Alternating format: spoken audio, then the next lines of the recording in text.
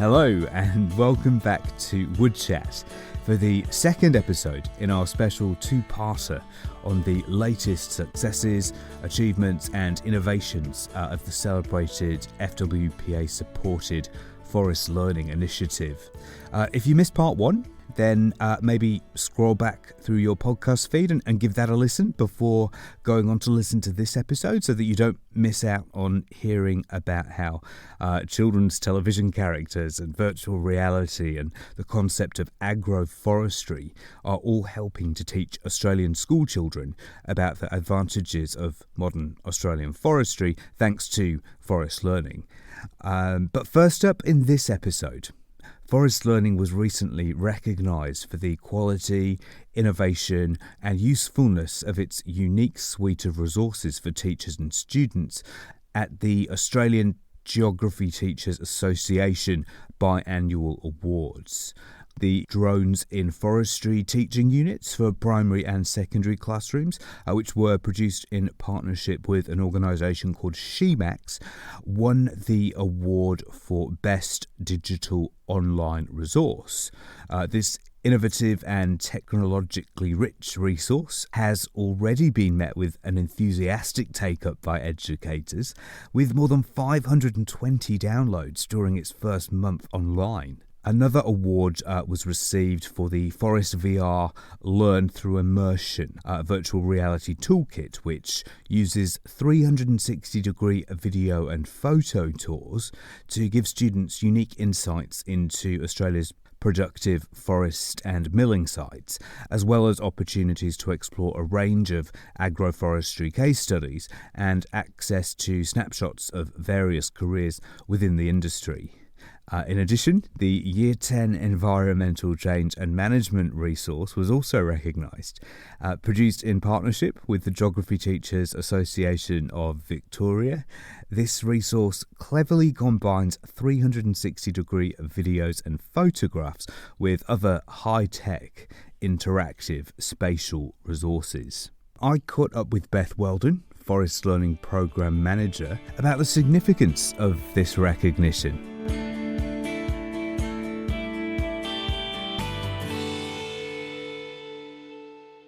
ForestLearning was really excited to receive 3 awards for 4 different resources. It's a high honour to receive these awards, particularly that they've been judged by leading geography teachers, but also education professors at universities who recognise the contribution that ForestLearning is making in providing teachers with high quality and robust resources meeting the curriculum needs. So firstly, Forest VR, the Learn Through Immersion Education Toolkit, was awarded the winner for Best Reference Resource. And this resource has been filmed across 75 different forest and wood processing sites across Australia. It's a very significant resource in terms of industry investment. There's been 75 therefore industry involvements in the creation of this resource. And it can be accessed and viewed by a classroom ready and capable Forest VR app, which is available for iOS devices such as iPads or for Android for smartphones for Google Cardboard if you wanted to use it that way. So the 360-degree photo tours accompany the videos as well. So that's part of the package. And that allows students to slow down the forest environment where they are and to look for hotspots and find out more information or different ideas relating to that forest and what they're studying in their class. One area of technology that ForestLearning has been at the forefront of in terms of its use as an educational tool is virtual reality. I spoke to Michael Cunningham, interactive media consultant and early career researcher with a particular interest in VR, to get his thoughts on the future of this tool and its place within educational settings. I started off as a sound engineer, and so for me, the wonderful thing about sound and binaural recording is it's the most accurate form of VR, if you like, that we actually have access to, which people don't really realize. If you were to put it in the hands of, say, a person who is sight impaired, they would explain to you that what they are actually listening to is what they're actually seeing. But that was my first introduction to, I guess, a proper VR experience. I guess a captured reality, if you like. Although we now have access to being able to interact with it, we're not necessarily just watching or listening to a linear program. So for me, I've always been interested in interaction and how we can interact with media and in capturing it. And probably the most common thing that people would be familiar with would be something like Google Maps and being able to look at the surrounds and etc.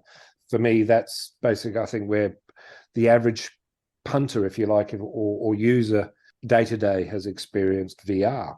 When it got to the point of you kind of going into a school to implement some VR tools and knowledge, how did that come about? The one thing I've always I love doing is taking young people down paths. For primary school kids, it was really great. I got the opportunity. My stepdaughter was doing a technology class. I'd spoken to her teacher a number of times about lots of different things. This was also at the time that they just released Oculus Go. I had bought this Oculus Go, and I brought the Oculus Go into the class and started showing students images that I'd taken, videos that I'd taken, and just giving them that first experience, which wouldn't have occurred in their lives unless they'd actually been in class. So they kind of got a taste for it. So they, and this was important because the problem with schools in general is it's very difficult for them to stay on top of technology as it's advancing because it's expensive. From there, a teacher started developing a STEM project, which is the science side of their school program. And that's when the idea for their nature trail was hatched. And then I came along later to help along with that, which was to get the kids out into the field, taking VR photography and showing them what you can do and how you can do it, and then taking that photography from location, if you like, back into the classrooms and showing them, the photographs that we'd taken, and they could then make of it what they wanted, if you like, as part of the nature trail. One of the experiences that I noted in the class for him was that these filmmakers had taken video footage and walked inside an erupting volcano. Oh, wow. You can't take kids into an erupting volcano. So look, the wonderful thing about VR, I think, in the classroom setting is that you can take kids to locations that might be, one, distant and isolated, and two, extremely dangerous. And for instance, if we talk about volcanoes, we talk about forests. Forests are dangerous. You've got fire, you've got all kinds of other things. You've got falling branches, you've got animals, snakes, and it's very hard to pack a bunch of kids into a bus and just drive to a forest. Or drive to a volcano. So for things like VR, it does allow you to at least bring the child to a location that they probably might not experience in their lifetime at all because they live in a city. The one thing we got from the nature trail that was really useful was the concept of time. Forests take a long time to grow, and forests have different environments at different times of the year. And this is the other thing that's interesting we found with the nature trail was that we could take a photograph at this point in time and, we could come back, 3 months into a new season and notice that the environment had changed. Like, for instance, if we were in spring, we could see that the flowers are sprouting and basically that everything was green. Or we could come back in, late summer to see that everything had dried out and was quite brown or tidal, deprived of water, if you like. This is what we were trying to do with the bush trail, I think, was to try and start that process of being able to observe and see how something lives. Over time, you could actually show that. You could show that in, a brief presentation that takes 5 minutes. One thing about VR at the moment, it's cost prohibitive at the moment. It's difficult to try and get that technology to schools, but it's getting closer and closer. It's like the creation of the computer. I still remember when I first was in high school, the first computers being brought in, and it was at an incredible expense. But now for virtual reality, it's coming down and it's coming down and it's coming down and it's coming down. And eventually, and I think now we're at a price point now where we can actually get this technology into schools quite easily. Now, when it comes to educational programs, it's not really difficult because all you're doing, is creating a one-off product which can be taught for a long period of time. Oh, but look, the other point I can make as well is that let's have a look at the internet. When we first started jumping on the internet, not anyone knew how to do it. It was something that took time. We are now in a world now where anyone could be a web designer. You can get WordPress. You can actually design websites quite simply. When VR gets to that point where you've got content management systems for virtual reality, someone's going to do it. Yeah. It's not far off. And this is where it becomes accessible to, say, for instance, teachers, because teachers need to be able to control what they're creating for their students.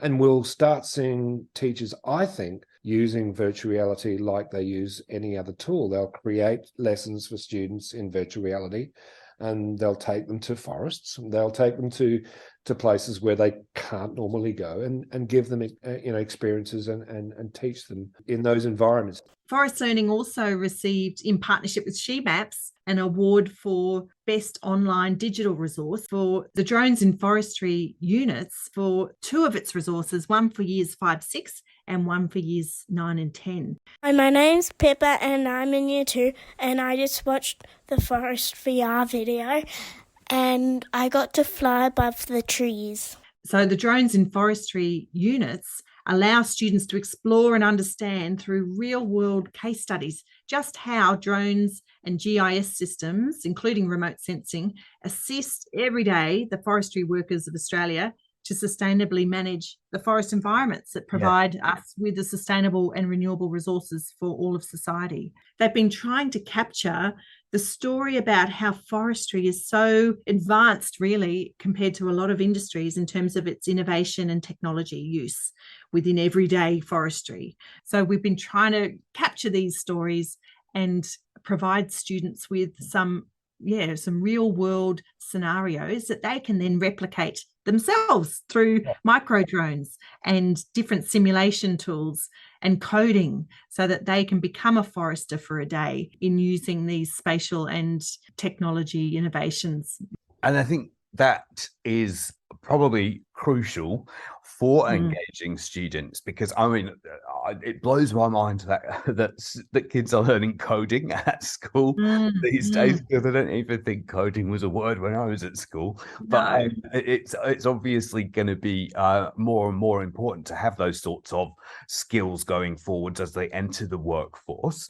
But also, I just think that young people find that exciting. So I think it's a perfect way to engage, as I'm sure the Forest VR has really kind of added a level of excitement as well when it comes to learning about this particular subject. And there's an emerging, growing population of schools around Australia using drones in their maths subject areas, in their design and technologies and digital technologies subject areas already. So it's trying to also capture those schools as well, and to bring them into the forestry fold, and building that awareness that forestry isn't just about cutting down trees, it's about long-term planning for sustainability. So using technology to showcase that forestry isn't an industry of the past, but it's very much an industry of the future.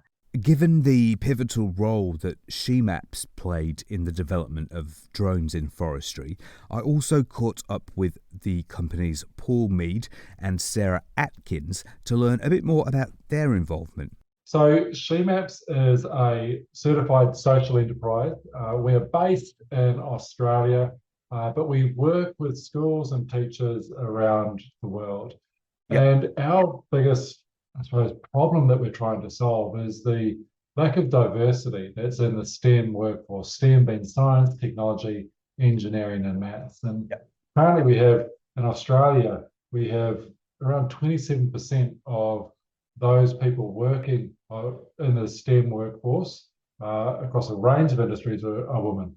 So we've got 50% of our population is women, but only 27% of our STEM workforce are women. And we know that those digital skills and the STEM skills are what's going to advance our economies, and that are skills that are in demand. So we're not using the full potential of our workforce. We're not going to achieve those economic gains or those progressions in society, and some of those really challenging problems that we've got coming up, particularly around climate change and sustainability and all of that side of things, if we don't have the full potential of our workforce. Well, that's interesting because that is a challenge faced by the forestry industry as well. So more specifically talking about forestry, the challenge there is that not only is it an aging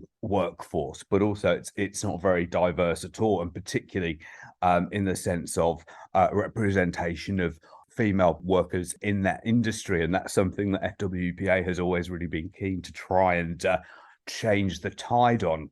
So it sounds like that's a similar sort of mission. We see it's not just on one industry, right? We see this across a number of industries that are facing those same challenges of attracting a younger workforce, attracting a more diverse workforce, but also attracting a workforce that has the digital skills to innovate and change the way that operations are conducted. How does SheMaps go about contributing towards making that change?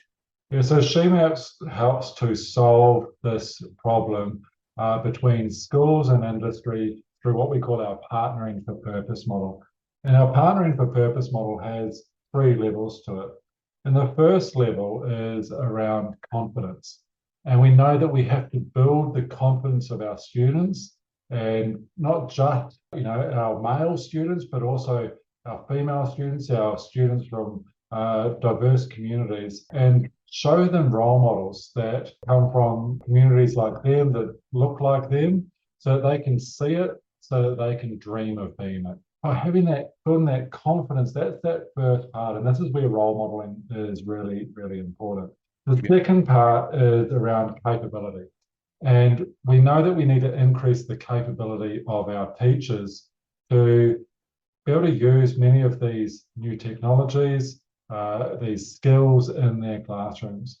One of the challenges that we've got is that many of our teachers are teaching what we call out of field. They are fantastic teachers in their own right, but because we've got a teacher shortage, they're often given subjects to teach that they haven't had any formal training in it. We've got 1 in 8 of our STEM teachers, so they might be teaching science, technology, engineering, or maths in schools. They have not got any formal education in those subjects themselves either.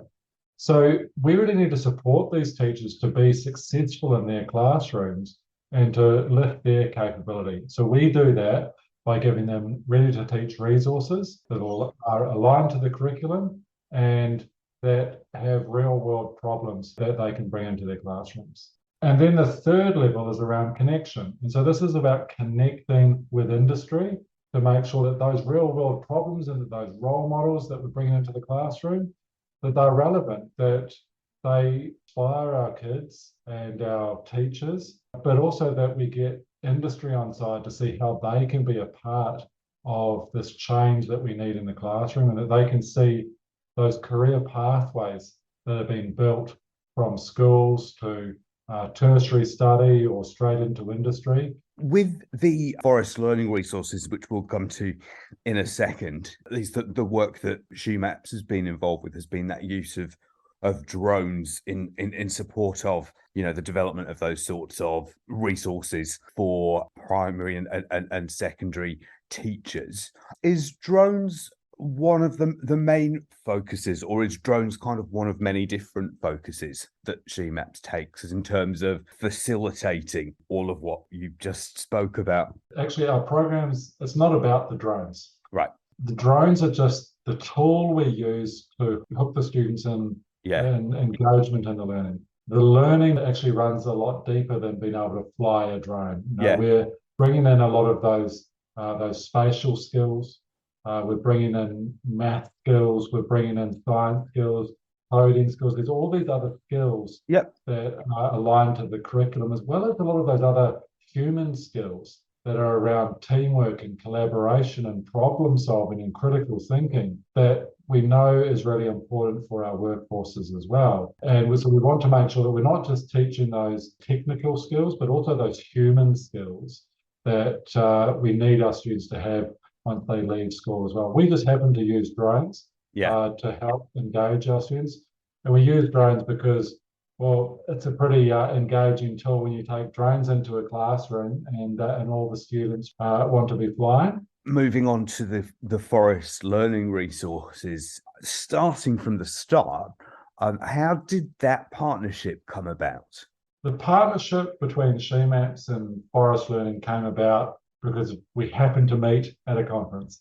ForestLearning was there with their forestry VR resources, and we sort of went up and had a bit of a play and had a chat to Beth, and we sort of stayed in touch. And then one day, Beth said, "Hey, look, I'd really love to do a drones and forestry resource." And so it came out of a meeting and a mutual, I suppose, sort of connection at that Geography Teachers Conference, and knowing that actually we were wanting to achieve the same outcomes around connection of industry and building teacher capability. The resources themselves that have been developed as a result of that partnership, so the drones in forestry teaching units that are being made available for primary and secondary classrooms, would you be able to give me a little bit of an overview about those resources and what they involve?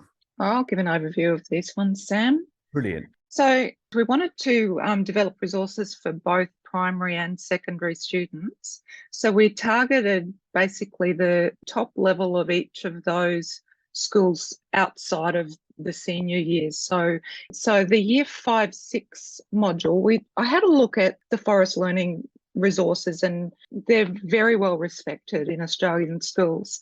And I just looked at them and tried to look for gaps to see where SheMaps could add value to them. So the next step was to go and look at the Australian curriculum and see where drones in forestry might fit. And in grade 5 and 6, we have a technologies curriculum learning area.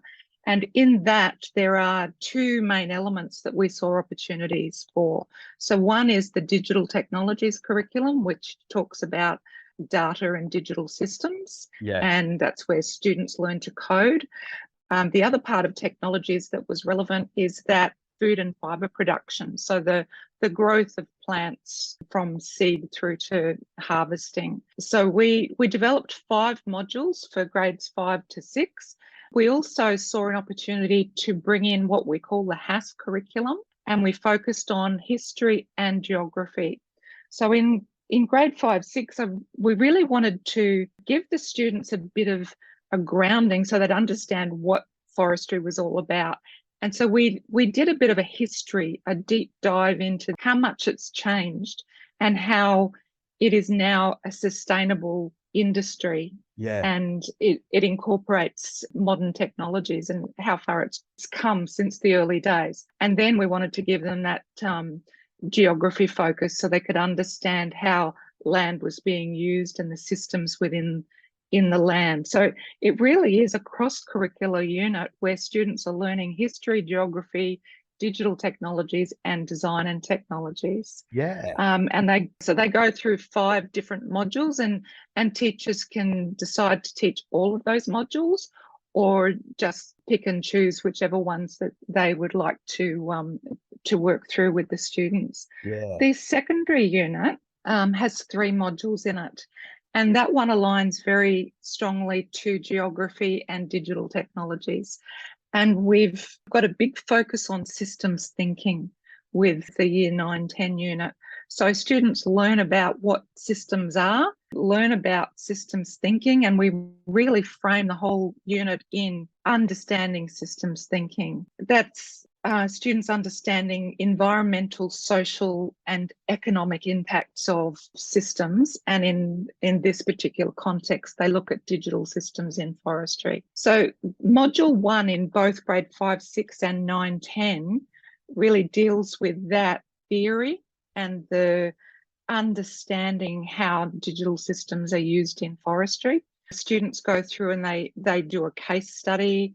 They learn about not just drones, but the different modern technologies that are being used to make forests more sustainable. Yeah. And in grade 5 and 6, students create a little visually programmed app, and they share that with an audience. So it's authentic learning. Yeah. And then if they follow through all the modules, they actually create a simulated flight with a drone. So they use a micro drone and they fly a mission to simulate surveying a forest with a drone. Yeah. So in the grade 9 and 10, we still have that simulation, and we've got a big emphasis on safe use of drone technologies, and students go through and design a mission and they code the mission. They also create a case study. So they study authentic people that work in the forestry industry. This is why it's an award-winning resource, because everything is aligned to the Australian curriculum. Teachers know that if they're teaching this unit, they're covering what's required of them in the Australian curriculum, and they don't have to plan these units themselves. We've done all that hard work. How has it been received amongst teachers and students? It is relatively new. Yeah. And so it's been widely downloaded. Teachers are really thrilled with the resources, and some of them are just putting a toe in the water and trying one module. Yeah. And they're planning to implement the whole thing maybe next year or in the following years. I liked how I could be a bird or a drone, because then you could fly among the trees and look around, and it's really cool how you do it. I also believe that there was a survey conducted amongst Australian teachers by Youth Insight around forest learning, and the results of that were pretty positive, I believe. I just wanted to see if you could tell me a little bit about that. Yeah, so we decided to conduct a teacher survey to inform our future resource development, but also our refinement of resources. So moving forward, what sorts of things are essential elements within teaching resources for teachers for us to meet the needs of. As a part of that, we also decided and thought it was really useful to also gain some perceptions of teachers towards forestry more generally and towards careers in forestry more generally. The good thing, I suppose, we could come out of this is that a strong majority of teachers agree that the industry is renewable, which is great. The majority of teachers feel positive towards the industry, which is a great outcome, with only 1 in 5 feeling somewhat negative and none feeling very negative. So positive comments related to forestry being, or wood particularly, being a sustainable resource with positive practices and conservation. So that's excellent. Another really good outcome is that results from that survey found that although 90% of teachers believe it's important to teach students about forestry and wood products, 78% of teachers said they either did not feel confident or felt only somewhat confident about teaching about these topics. Right. So that's where forest learning comes in. So we are here to provide them with reliable and robust resources that meet their teaching needs, so that they can build confidence in teaching through step-by-step lesson plans if they need, or just simple activities that they can do as a once-off within a classroom, hands-on, outside, or in the classroom itself. So we have good open doors for people believing that there is a need for students to learn about where their wood and paper products come from. So that's really great. And so that's just about it for this epic 2-part forest learning episode of Wood Chat. We hope you've enjoyed listening and that you've come away with the confidence that with initiatives such as this, the future of the Australian forestry industry is in safe hands. Thank you so much for joining us, and we hope that you'll tune in again next time.